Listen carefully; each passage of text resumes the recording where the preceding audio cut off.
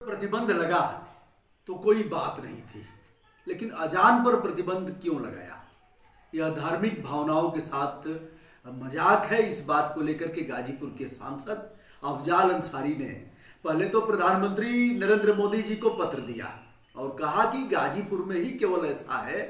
इस पर जो रोक लगाया है वहां के जिलाधिकारी ने प्रत्यक्ष नहीं परोक्ष रूप से, यानी कोई लिखित आदेश नहीं दिया, लेकिन पुलिस को बता दिया कि मस्जिदों पर जाकर के और अजान को रोक दो। अजान और नमाज दोनों अलग अलग चीजें हैं, इसे हम डिफाइन करते हैं। और अफजाल अंसारी ने अब उच्च न्यायालय इलाहाबाद में पत्र भेजकर कहा है कि इस पत्र को पीआईएल के रूप में ट्रीट किया जाए, क्योंकि यह धार्मिक भावनाएं इसमें आहत हो रही हैं। मामला क्या है पूरा? गाजीपुर में कई एक केसेज पाए गए जिस पर मस्जिदों से नमाज पढ़ने को प्रतिबंधित कर दिया गया। सभी ने मान लिया, ऐसा बताया जाता है। हम नमाज नहीं पढ़ेंगे, सामूहिक रूप से नहीं जाएंगे। पहले 2-4-5 लोग जाते थे, हुआ कि अब हम ठीक है, बंद कर दिया गया। रमजान का पवित्र महीना शुरू हुआ तो जिलाधिकारी डॉक्टर ओम प्रकाश आर्य के साथ जो तमाम कुछ मौलाना है उनके साथ बैठकें हुई। बैठकों में तय हुआ कि अजान के समय 2 बार अजान, सुबह और शाम वाला महत्वपूर्ण है।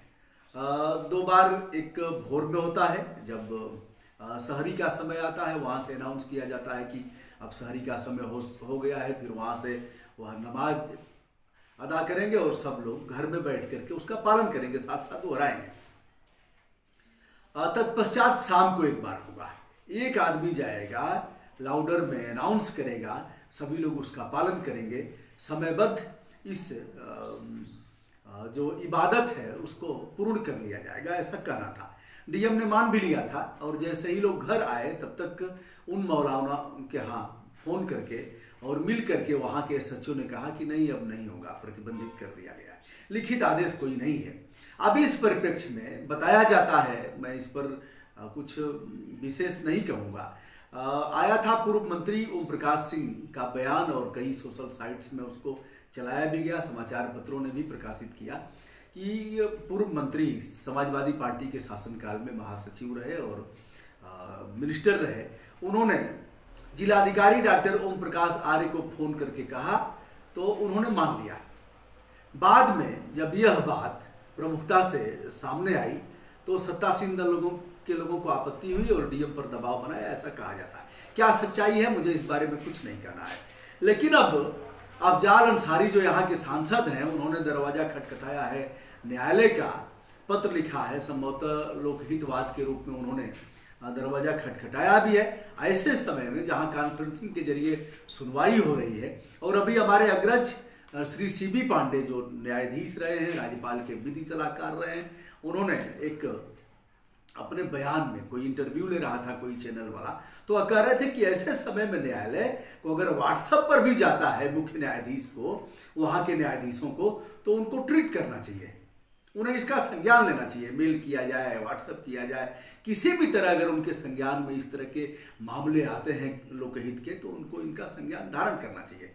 कॉन्फ्रेंसिंग के जरिए सुनवाई हो रही है। बहुत बार पत्र हमने भी लिखा है न्यायालय को, आरटीआई भी लगाया है। उच्च न्यायालय से आरटीआई लेना तो बड़ा महंगा खेल है, क्योंकि विधानसभा, उत्तर प्रदेश का विधानसभा और उत्तर प्रदेश का उच्च न्यायालय इलाहाबाद, यह 500 रुपया लेंगे तब देंगे आपको आरटीआई की सूचना।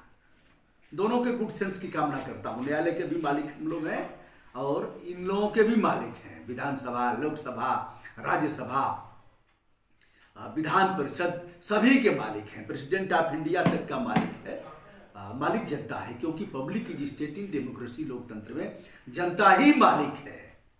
इसीलिए 4-4 जज साहबान लोग जनता के सामने आते हैं और प्रेस वार्ता करते हैं, बताते हैं कि सुप्रीम कोर्ट में यह सब कुछ उमड़ घुमड़ रहा है, भीतर भीतर खेल हो रहा है। चलिए हम विषयांतर न हो, इससे पहले मैं बताना चाहूंगा, सीबी पांडे साहब ने एक बड़ी बात कहा कि इनको ट्रीट करना चाहिए।